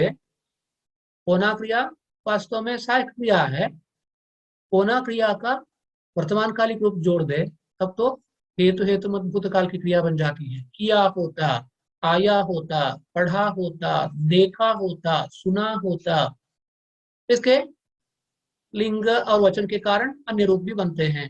किए होते, की होती, की होती. तो लिंग स्त्रीलिंग, एक वचन बहुवचन. अगर तुमने परिश्रम किया होता तो पास हो जाते. अगर तुमने कहानी पढ़ी होती तो उसका सारांश मालूम हुआ होता. अगर तुमने कहानी पढ़ी होती तो उसका सारांश मालूम हुआ होता. वर्षा हुई होती तो फसल भी अच्छी हुई होती अथवा अच्छी होती. ಅವಾಗ ಎರಡು ಅಲ್ಲಿ ಸಹಾಯಕ ಕ್ರಿಯೆಯನ್ನು ಮಾತ್ರ ಇರಿಸ್ಕೊಳ್ಬಹುದು. ಅವಾಗ ಅದು ವರ್ತಮಾನ ಕಾಲದ ಹಾಗೆ ಅನ್ನಿಸ್ತದೆ, ಆದ್ರೂ ಕೂಡ ಅದು ವರ್ತಮಾನ ಕಾಲ ಅಲ್ಲ. ಅರ್ಥದ ದೃಷ್ಟಿಯಿಂದ ಅದು ಭೂತಕಾಲ. जो क्रिया बीत चुकी अर्थात जो समाप्त हो चुका है कार्य, जो घटना हो चुकी है, और वहां हो चुकी है कहने के बदले हम यही कह रहे हैं कि नहीं हो चुकी, नहीं हो पाई, वो क्रिया नहीं हो पाई है, और उसके ना होने का कारण दूसरी क्रिया है. यदि वर्षा हुई होती तो फसल भी अच्छी होती. इसका मतलब यह हुआ कि वर्षा नहीं हुई और इसीलिए फसल भी अच्छी नहीं हो पाई. उपरोक्त वाक्यों की क्रियाएं एक दूसरे पर निर्भर हैं. पहले क्रिया के न होने पर दूसरी क्रिया भी पूर्ण नहीं हुई. तो ये हेतु हेतु मत भूतकाल की क्रियाएं हैं. हेतु हेतु मत भूतकाल की क्रिया से हमें यही स्पष्ट हो जाता है कि भूतकाल में एक क्रिया दूसरी क्रिया पर निर्भर रहती है. एक क्रिया के कारण दूसरी क्रिया जहां नहीं हो पाई, तो यही तो इसका अर्थ होता है. इससे हमें यही पता चलता है कि क्रिया भूतकाल में जो होने वाली थी किसी कारण से अथवा दूसरी क्रिया के कारण से ये ना हो पाई. इसे हम हेतु हेतु मत भूतकालिक क्रिया कहते हैं. इसके बाद हम भविष्यत काल का अध्ययन करेंगे. भविष्यत काल शब्द से ही हमें यह स्पष्ट हो जाता है कि ये भविष्य के संबंध में हमें संकेत मिलता है. क्रिया के जिस रूप से भविष्य में होने वाली किसी घटना का बोध होता है उसे हम भविष्यत काल कहते हैं. भविष्य में होने वाली क्रिया को भविष्यत काल की क्रिया कहते हैं. अर्थात जो क्रिया अभी नहीं हुई है, तो भविष्य में होने वाली है और भविष्य में उसके होने की संभावना है, और इसलिए हम उसकी कल्पना कर रहे हैं, तो उसका अंदाज लगा रहे हैं. इस तरह भविष्य में होने वाली क्रिया का अंदाज जहां हम लगाते हैं, क्रिया के उस रूप को हम भविष्यत काल कहते हैं. अर्थात भविष्य में होने वाली क्रिया को भविष्यत्कालिक क्रिया कहते हैं. दूसरे शब्दों में हम कह सकते हैं कि क्रिया के जिस रूप से आने वाले समय में कार्य का करना या होना प्रकट हो उसे भविष्यತ್ ಕಾಲ कहते हैं. ಭವಿಷ್ಯತ್ತಿನಲ್ಲಿ ಮುಂದೆ ಬರುವಂತ ಸಮಯದಲ್ಲಿ ಒಂದು ಕ್ರಿಯೆ ನಡೆಯಬಹುದು ಅನ್ನುವಂತಹ ಒಂದು ಯಾವ ಸಂಕೇತವನ್ನು ನಾವು ಕೊಡ್ತೇವೆ ಕ್ರಿಯೆಯ ಮೂಲಕ, ಅದನ್ನು ಭವಿಷ್ಯತ್ ಕಾಲ ಅಂತ ಕರೀತೇವೆ. क्रिया के जिस रूप से आने वाले समय में अर्थात भविष्य में किसी कार्य के करने अथवा होने का बोध होता है उसे भविष्यत काल कहते हैं. उदाहरण हम देख सकते हैं, वह कल घर जाएगा. हम सर्कस देखने जाएंगे, किसान खेत में बीज बोएगा। इन तीनों उदाहरणों में हम ये देख सकते हैं कि यहाँ भविष्य में क्रिया के होने के संबंध में हम संकेत दे रहे हैं। क्रिया के इन रूपों से हमें यही मालूम पड़ता है कि क्रियाएं अभी हुई नहीं है, ये भविष्य में होगी। वह कल घर जाएगा, तो वो घर नहीं गया, ಇನ್ನು ಕೂಡ ಮನೆಗೆ ಹೋಗಿಲ್ಲ ಅಥವಾ ಹೋಗ್ತಾನೂ ಇಲ್ಲ ಈಗ, ನಾಳೆ ಮುಂದೆ ಭವಿಷ್ಯದಲ್ಲಿ। वह कल घर जाएगा, कल जाएगा, वह कल घर जाएगा। हम सर्कस देखने जाएंगे, ಯಾವಾಗ ನಾಳೆ ಅಥವಾ ನಾಡಿದ್ದು, ಇವತ್ತಂತೂ ಅಲ್ಲ, ವರ್ತಮಾನ ಅಲ್ಲ, ಭೂತಕಾಲವೂ ಅಲ್ಲ, भविष्य में कल या परसों अथवा और भी दूर भविष्य में कभी अगले वर्ष भी हो सकता है। हम सर्कस देखने जाएंगे, किसान खेत में बीज बोएगा। तो यहाँ जाएगा, जाएंगे, जाएगी, जाएंगी, बोएगा, बोएंगे, बोएगी, बोएंगी, करेगा, करेंगे, करेगी, करेंगी, देखेगा, देखेंगे, देखेगी, देखेंगी, ये सभी भविष्यत काल की क्रियाएं हैं।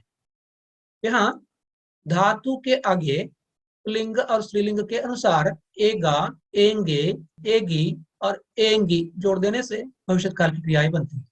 हम यहाँ देख सकते हैं कि भविष्यत काल में धातु के आगे एगा, एंगे, एगी, एंगी आदि सहायक क्रियाएं हम जोड़ देते हैं, और इन सहायक क्रियाओं की जोड़ने से ये भविष्यत काल की क्रियाएं बन जाती है।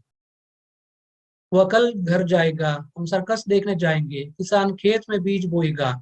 इन सभी वाक्यों में हम यही देख सकते हैं कि यहाँ जो क्रियाएं हैं इनसे हमें यही मालूम पड़ता है कि ये सब कार्य आने वाले समय में पूर्ण होंगे, ಅಂದ್ರೆ ಭವಿಷ್ಯತ್ತಿನಲ್ಲಿ ನಡೆಯುವಂತಹ ಕ್ರಿಯೆಗಳು, ಅಂದ್ರೆ ಈ ಕಾರ್ಯಗಳು ಇನ್ನೂ ಆಗಿಲ್ಲ ಅಂತ। अतः ये भविष्यत काल की क्रियाएं हैं। भविष्यत काल की क्रियाओं के अंत में गा, गे, गी अर्थात एगा, एंगे, एगी, एंगी आदि, गा, गे, गी आदि प्रत्यय लगते हैं। तो ये भविष्यत कालिक क्रियाएं हैं।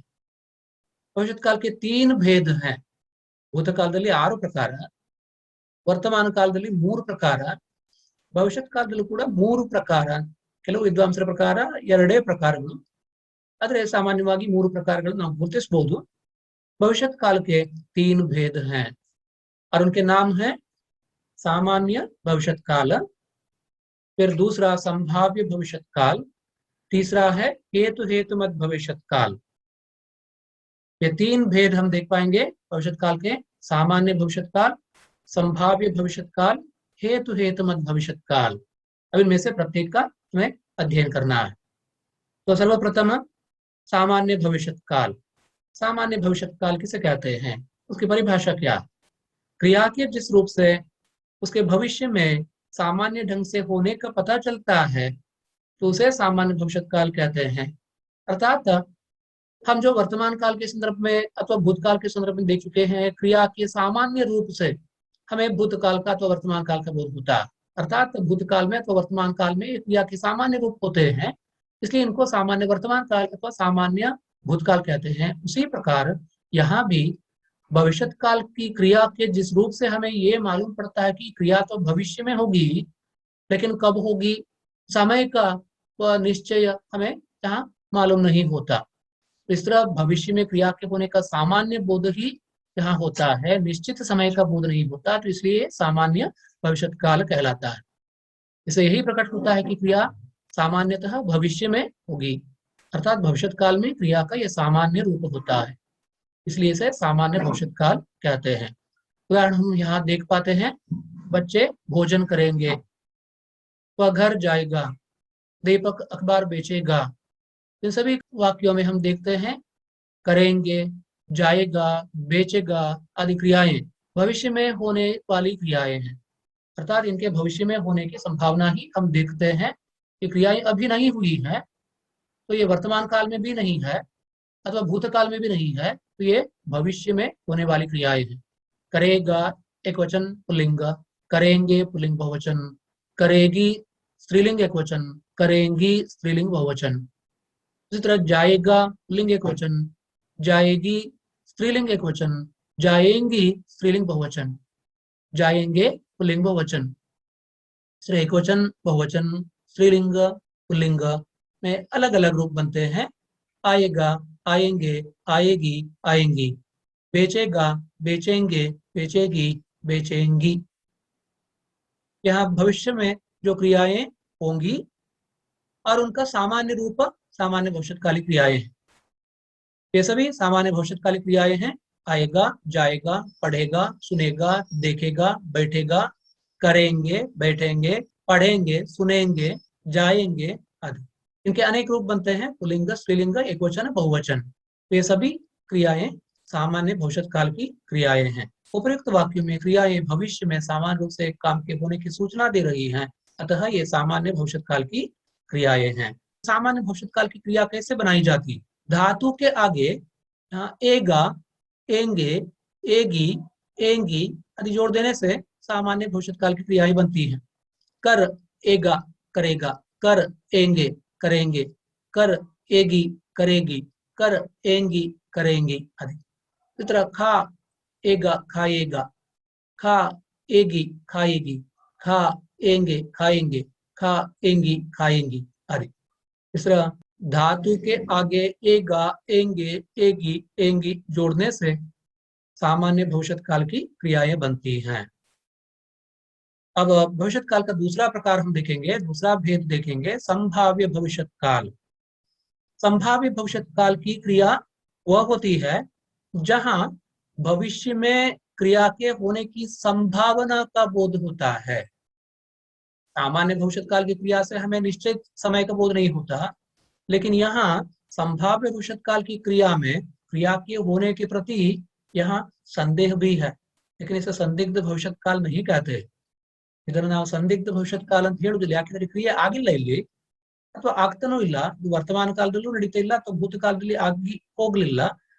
ಆದ್ರೆ ಭವಿಷ್ಯತ್ ಕಾಲದಲ್ಲಿ ಅದು ಆಗುವ ಸಾಧ್ಯತೆಯನ್ನು ನಾವಿಲ್ಲಿ ಸೂಚಿಸ್ತೇವೆ. ಹಾಗಾಗಿ ಭವಿಷ್ಯತ್ ಕಾಲದಲ್ಲಿ ಒಂದು ಕ್ರಿಯೆ ನಡೆಯುವಂತಹ ಸಾಧ್ಯತೆಯನ್ನ संकेतिಸುವಂತಹ क्रियारूप ಅದು संभाव्य भविष्य काल। क्रिया के जिस रूप से उसके भविष्य में होने की संभावना का पता चलता है, यहाँ संभावना का मतलब है चांस। क्रिया के जिस रूप से उसके भविष्य में होने की संभावना का बोध होता है, उसे संभाव्य भविष्य काल कहते हैं। अर्थात जिससे भविष्य में किसी कार्य के होने की संभावना हो, उस क्रिया को संभाव्य भविष्य काल कहते हैं। ಅಂದ್ರೆ ಯಾವ ಒಂದು ಭವಿಷ್ಯತ್ ಕಾಲದ ಕ್ರಿಯಾರೂಪದಿಂದ ಭವಿಷ್ಯದಲ್ಲಿ ಆ ಕ್ರಿಯೆ ನಡೆಯುವ ಸಾಧ್ಯತೆಯನ್ನು ಸೂಚಿಸಲಾಗ್ತದೋ ಅದನ್ನ संभाव्य भविष्य काल ಅಂತ ಹೇಳಿ ಕರೀತೇವೆ। तो यहाँ क्रिया के होने की संभावना है, चांस ही हम बता सकते हैं। हमें मालूम नहीं है कि वो क्रिया होगी या नहीं, ಆ ಕ್ರಿಯೆ ನಡೀತದೋ ಇಲ್ವೋ ಅನ್ನೋ ಬಗ್ಗೆ ನಮಗೆ ಗೊತ್ತಿಲ್ಲ। ಹಾಗಾಗಿ ಸಂದಿಗ್ಧ ವರ್ತಮಾನ ಕಾಲ, ಸಂದಿಗ್ಧ ಭೂತಕಾಲ ಅಂತ ಹೇಳಿದ ಹಾಗೆ ಆದ್ರೆ ಇಲ್ಲಿ ಸಂದಿಗ್ಧ ಭವಿಷ್ಯತ್ ಕಾಲ ಅಂತ ಹೇಳುದಿಲ್ಲ, ಬದಲಿಗೆ ಇದನ್ನ ನಾವು संभाव्य भविष्य काल ಅಂತ ಕರಿತಾ ಇದ್ದೇವೆ ಅಷ್ಟೇ। भविष्य में किसी क्रिया के होने के प्रति हम जानते ही नहीं है, तो वो क्रिया होगी या नहीं, तो उसकी संभाव्यता और उसकी संभावना ही हम बता सकते हैं, तब तो उसे संभाव्य भविष्य काल कहते हैं। उदाहरण देखेंगे, शायद चोर पकड़ा जाए। यहाँ शायद कंडीशन भी है, शर्त भी, शायद चोर पकड़ा जाए, ಬಹುಶಃ ಕಳ್ಳ ಹಿಡಿಯಲ್ಪಡಬಹುದು, ಪೊಲೀಸರು ಕಳ್ಳರನ್ನ ಹಿಡಿಯಬಹುದು ಅಂತ ಅರ್ಥ ಅಲ್ಲಿ, ಹಿಡಿದೇನೋ ಇರಬಹುದು। ಹಿಡಿಯಬಹುದು ಅಂದ್ರೆ ಮುಂದೆ ನಡೆಯಬೇಕಾದಂತಹ ಕ್ರಿಯೆ, ಭವಿಷ್ಯದಲ್ಲಿ ನಡೆಯಬೇಕಾದಂತಹ ಕ್ರಿಯೆ ಅದು ಆಗ್ತದೋ ಇಲ್ವೋ ಅನ್ನೋ ಬಗ್ಗೆ ಒಂದು ಅನುಮಾನ ಅಥವಾ ಸಂದೇಹ ಇದೆ ಇಲ್ಲಿ। ಹಾಗಾಗಿ ನಾವು ಅದನ್ನ ಚಾನ್ಸ್ ಅನ್ನು ಮಾತ್ರ ನೋಡ್ತೇವೆ। तो क्रिया होगी या नहीं इस संबंध में हम जानते नहीं है, इसलिए उसकी संभावना ही बताई जा रही है। शायद चोर पकड़ा जाए, पकड़ा जाए यहाँ संभाव्य भविष्य काल की क्रिया है। जाए, पकड़ा जाए संभाव्य भविष्य काल की क्रिया है। परीक्षा में शायद मुझे अच्छे अंक प्राप्त हों यहाँ संभाव्य भविष्य काल की क्रिया है। तो इन दोनों वाक्यों में पकड़ा जाए अथवा प्राप्त हो संभाव्य भविष्य काल की क्रियाएं हैं। तो इन क्रियाओं से हमें भविष्य में इनके होने की संभावना का ही बोध होता है। ಈ ಕ್ರಿಯೆಗಳು ಭವಿಷ್ಯದಲ್ಲಿ ನಡೆಯಬಹುದಾದಂತಹ ಸಾಧ್ಯತೆ ಮಾತ್ರ ಗೋಚರಿಸುತ್ತದೆ, ನಡೆದೇ ಬಿಡ್ತವೆ ಅಂತ ಹೇಳಿ ಏನು ಹೇಳುವ ಹಾಗಿಲ್ಲ। उपरोक्त वाक्यों में क्रिया के भविष्य में होने की संभावना है, ये पूर्ण रूप से होंगी ऐसा निश्चित नहीं है। तो इसीलिए इनको अर्थात इन क्रिया रूपों को हम संभाव्य भविष्य काल कहते हैं। तो संभाव्य भविष्य काल की क्रियाओं के रूप कैसे बनते हैं? यहाँ धातु के आगे एक वचन अथवा बहुवचन के अनुसार ए अथवा ए जोड़कर संभाव्य भविष्यकाल की क्रियाएं बनाई जाती। धातु के आगे एक वचन अथवा बहुवचन के अनुसार ए अथवा ए जोड़कर संभाव्य भविष्यकाल की क्रियाएं बनाई जाती हैं। देख, देखे, देख, देखे, देखे एक वचन है, देखे बहुवचन है, लेकिन पुल्लिंग में अथवा स्त्रीलिंग में इनके अलग रूप नहीं बनते। देखे जो रूप है ये पुल्लिंग भी है और स्त्रीलिंग भी। देखें ये जो बहुवचन रूप है ये पुल्लिंग भी है और स्त्रीलिंग भी। ಹಾಗಾಗಿ ಉಳಿದ ಎಲ್ಲ ಕ್ರಿಯಾರೂಪಗಳನ್ನ ನಾವು ನೋಡಿದಾಗ ಪುಲ್ಲಿಂಗ ಏಕವಚನದಲ್ಲಿ ಬೇರೆ, ಪುಲ್ಲಿಂಗ ಬಹುವಚನದಲ್ಲಿ ಬೇರೆ, ಸ್ತ್ರೀಲಿಂಗ ಏಕವಚನದಲ್ಲಿ ಬೇರೆ, ಸ್ತ್ರೀಲಿಂಗ ಬಹುವಚನದಲ್ಲಿ ಬೇರೆ, 4 ಫಾರ್ಮ್ಗಳು ಆಗ್ತಿದ್ವು. ಇಲ್ಲಿ ಹಾಗಾಗೋದಿಲ್ಲ. ಇಲ್ಲಿ 2 ಫಾರ್ಮ್ ಇದೆ, 2 ರೂಪಗಳಿದೆ. ಅಂದ್ರೆ ಇಲ್ಲಿ ಲಿಂಗದ ಪ್ರಶ್ನೆ ಬರುವುದಿಲ್ಲ. ಪುಲ್ಲಿಂಗದಲ್ಲಿ ಸ್ತ್ರೀಲಿಂಗದಲ್ಲಿ ಕ್ರಿಯೆ ರೂಪ ಒಂದೇ ತರ ಇರ್ತದೆ. ಅಂದ್ರೆ वचनದಲ್ಲಿ ಮಾತ್ರ ಬದಲಾವಣೆ ಆಗ್ತದೆ. एकवचन में क्रिया का रूप अलग होता है, बहुवचन में अलग होता है। एक और उदाहरण देखेंगे, लड़का आए, शायद लड़का आए। इससे हमें यही मालूम पड़ता है कि उसके आने की संभावना है, लड़के के आने की संभावना है। शायद लड़का आए, ಬಹುಶಃ ಹುಡುಗ ಬರಬಹುದು. ಬಹುಶಃ ಬರಬಹುದು ಅಂತ ಹೇಳಿದ್ರೆ ಬರುವ ಸಾಧ್ಯತೆ ಇದೆ, ಬಂದೇ ಬಿಡ್ತಾನೆ ಅಂತ ಯಾವುದೇ ಒಂದು ನಿಶ್ಚಯ ಇಲ್ಲ. तभी तो यहाँ लड़के के आने की संभावना बताई जाती है। शायद लड़का आए, यहाँ लड़का एक है, आए एक वचन।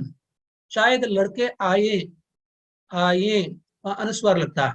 शायद लड़के आए, लड़के बहुवचन है, पुल्लिंग बहुवचन, और आए पुल्लिंग बहुवचन क्रिया का रूप है, असंभाव्य भविष्यत काल की क्रिया है। शायद लड़के आए, ಬಹುಶಃ ಹುಡುಗರು ಬರಬಹುದು, आए क्रिया रूप है, और स्त्रीलिंग में भी यही रूप लगते हैं।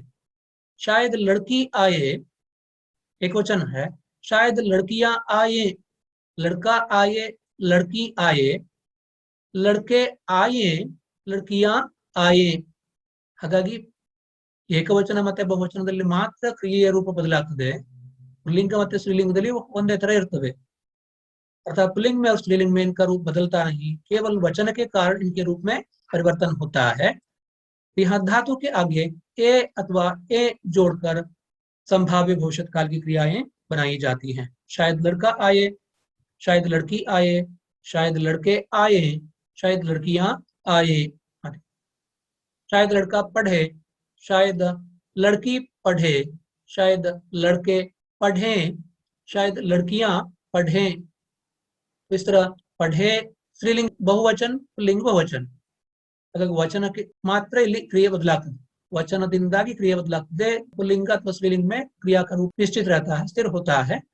लड़का आए, लड़की आए, लड़के आए, लड़कियां आए। इसी तरह जो भी क्रिया देख लेंगे, पढ़े पढ़ें, देखे देखें, सुने सुने, आए आए, जाए जाए। शायद लड़का जाए, शायद लड़का आए, शायद लड़की आए, शायद लड़कियां आए। तो इस तरह संभाव्य भविष्यत काल में धातु के आगे ए अथवा ए जोड़कर एकवचन और बहुवचन के अनुसार संभाव्य भविष्यत काल की क्रियाएं बनाई जाती हैं, और यहाँ भविष्य में किसी क्रिया के होने की संभावना बताई जाती है। तो इसलिए इनको संभाव्य भविष्यत काल कहते हैं। भविष्यत काल की क्रिया का तीसरा रूप है हेतु हेतुमत भविष्यत काल। सारे व्याकरणकार इसे नहीं लेते हैं भविष्यत काल में, फिर भी तो ये रूप हम देख सकते हैं, तो इसलिए व्याकरण के अंतर्गत इसको भी पढ़ाया जाता है। कुछ व्याकरण की पुस्तकों में तो ये रूप नहीं मिलता, हेतु हेतुमत भविष्यत काल। ಹಾಗಾಗಿ ಇಲ್ಲಿ हेतु हेतुमत भविष्यत काल ಅಂತ ಒಂದಿದೆ। इसमें एक क्रिया का होना दूसरी क्रिया के होने पर निर्भर करता है। हेतु हेतुमत भूतकाल हम देख चुके हैं। हेतु हेतुमत ಭೂತಕಾಲ ಅಂತ ಹೇಳಿ ನೋಡಿದ್ದೇವೆ ನಾವಲ್ಲಿ। ಇಲ್ಲಿ ಭೂತಕಾಲದಲ್ಲಿ ಕ್ರಿಯೆ ಒಂದು ಕ್ರಿಯೆ ಇನ್ನೊಂದು ಕ್ರಿಯೆ ಮೇಲೆ ಡಿಪೆಂಡ್ ಆಗಿರೋದನ್ನ ನಾವು ನೋಡಿದ್ವಿ। एक क्रिया का दूसरी क्रिया पर निर्भर होना हमने देखा था, और तब उसे हम हेतु हेतुमत भूतकाल कहते हैं। यहाँ उसी प्रकार एक क्रिया का दूसरी क्रिया पर निर्भर करना पाया जाता है। सामान्य रूप से यहाँ भी तो क्रिया निषेधार्थक होती है। एक क्रिया नहीं हो पाती है दूसरी क्रिया की वजह से, ಒಂದು ಕ್ರಿಯೆಯ ಕಾರಣದಿಂದಾಗಿ ಇನ್ನೊಂದು ಕ್ರಿಯೆ ಅಲ್ಲಿ ನಡೆಯೋದಿಲ್ಲ ಅನ್ನುವಂತದ್ದೇ ಅಲ್ಲಿ ಸ್ಪಷ್ಟ हेतु हेतु मत भविष्यत काल हो अथवा हेतु हेतु मत भूतकाल हो, इन दोनों में एक क्रिया की वजह से दूसरी क्रिया नहीं हो पाती है। और यहाँ एक क्रिया की वजह से, एक क्रिया के कारण दूसरी क्रिया का ना होना पाया जाता है। एक क्रिया का होना दूसरी क्रिया के होने पर निर्भर करता है, अर्थात एक क्रिया की निर्भरता दूसरी क्रिया पर यहाँ देखी जा सकती है। उदाहरण हम देखेंगे, वो आए तो मैं जाऊं, ये भविष्यत काल है, इसलिए यहाँ भविष्यत काल की क्रिया का प्रयोग हमें करना है। वो आए तो मैं जाऊं, ಅವನು ಬಂದ್ರೆ ನಾನು ಬರ್ತೇನೆ ಅಂತ ಇಲ್ಲಿ ಕಂಡೀಷನ್, ನಾನು ಬರುವಂತಹದ್ದು ಅವನು ಬರೋದ್ರ ಮೇಲೆ ಡಿಪೆಂಡ್ ಆಗಿದೆ। अगर वो आए तो मैं आऊं, वो आए तो मैं जाऊं, वो कमाए तो मैं खाऊं, ಅವನು ಗಳಿಸಿದ್ರೆ ನಾನು ತಿಂತೇನೆ। अगर वो नहीं कमाएगा तो मैं कैसे खाऊंगा, तो मेरा खाना उसके कमाने पर निर्भर है, तो मेरा जाना उसके आने पर निर्भर है। तो यहाँ एक क्रिया का होना दूसरी क्रिया पर निर्भर है, तो तब तो इसे हेतु हेतु मत भविष्यत काल कहते हैं। भविष्य में जो क्रिया होगी और वहां दूसरी क्रिया की वजह से तो वह ना होगी, तब तो इसे हेतु हेतु मत भविष्यत काल कहते हैं। ಅಂದ್ರೆ ಮುಂದೆ ನಡೆಯಬಹುದಾದಂತಹ ಕ್ರಿಯೆಗಳಲ್ಲಿ ಈ ಡಿಪೆಂಡೆನ್ಸಿ ಇದ್ರೆ, ಪರಸ್ಪರ ನಿರ್ಭರತೆ ಇದ್ರೆ, ಒಂದು ಕ್ರಿಯೆ ಮತ್ತೊಂದು ಕ್ರಿಯೆಯನ್ನ ಪ್ರಭಾವಿಸುವ ಹಾಗೆ ಇದ್ರೆ ಅವಾಗ ಅದು हेतु हेतु मत भविष्यत काल। भूतकाल में भी हम ये देख चुके हैं कि भूतकाल में जो क्रिया नहीं हुई और उसके ना होने का कारण दूसरी क्रिया थी, यहाँ एक क्रिया का ना होना अथवा भविष्य में वो नहीं होगी, इसका कारण दूसरी क्रिया होगी। ಹಾಗಾಗಿ ಒಂದು ಕ್ರಿಯೆ ನಡೆಯುವುದಿಲ್ಲ ಅಂತಾದ್ರೆ ಅದು ನಡೆಯದೇ ಇರುವುದಕ್ಕೆ ಇನ್ನೊಂದು ಕ್ರಿಯೆ ಕಾರಣವಾಗಿರುತ್ತದೆ। एक क्रिया का होना दूसरी क्रिया के होने पर निर्भर हो तो वहां हेतु हेतु मत भविष्यत काल हम कहते हैं। जहां भविष्य में क्रिया का होना पूर्ण रूप से हम यही देख सकते हैं कि यहाँ निषेधार्थक है, क्रिया निषेधार्थक होती है, तो क्रिया नहीं हो पाएगी दूसरी क्रिया की वजह से, किसी दूसरी क्रिया के कारण। अगर वो आए तो मैं जाऊं, अगर वो कमाए तो मैं खाऊं, तो इन सभी उदाहरणों में हम ये देख सकते हैं कि भविष्य में जो क्रियाएं होंगी और ना होंगी तो नहीं हो पाएंगी किसी दूसरी क्रिया की वजह से। ಹಾಗಾಗಿ ಭವಿಷ್ಯದಲ್ಲಿ ನಡೆಯಬೇಕಾದಂತ ಯಾವುದೋ ಒಂದು ಕ್ರಿಯೆ ಅದು ಮತ್ತೊಂದು ಕ್ರಿಯೆಯ ಕಾರಣದಿಂದಾಗಿ ನಡೆಯಲಿಲ್ಲ ಅಂತಾದ್ರೆ ಅದು हेतु हेतु मत भविष्यत काल। तो एक क्रिया जो भविष्य में होने वाली है तो वह किसी दूसरी क्रिया की वजह से ना हो पाती है, ना होगी, तब तो उसे हेतु हेतु मत भविष्यत काल कहते हैं। प्यारे विद्यार्थी मित्रों, भविष्यत काल का अध्ययन यहाँ पूरा हो जाता है। इसके साथ साथ काल का अध्ययन यहाँ समाप्त हो जाता है। और काल के संबंध में हम ये जान चुके हैं कि काल क्रिया का वह रूप है जिससे किसी कार्य के होने के समय का बोध होता है। और काल के तीन भेद हैं, भूतकाल, वर्तमान काल और भविष्यत काल। क्रिया के जिस रूप से क्रिया के बहुत पहले ही समाप्त हो जाने का बोध हो उसे भूतकाल कहते हैं। क्रिया के जिस रूप से वर्तमान काल में तो उसके होने का बोध हो, चलते समय में उसका होने का बोध हो तो उसे वर्तमान काल कहते हैं। और क्रिया के जिस रूप से भविष्य में उसके होने का बोध हो, आने वाले समय में उसके होने का बोध हो तो उसे भविष्यत काल कहते हैं। काल के तीन प्रकार हैं, भूतकाल, वर्तमान काल और भविष्यत काल। वर्तमान काल के तीन प्रकार हैं, भूतकाल के 6 प्रकार हैं और भविष्यत काल के 3 प्रकार हैं। विद्यार्थी मित्रों, काल का अध्ययन यहाँ पर समाप्त हो जाता है। धन्यवाद।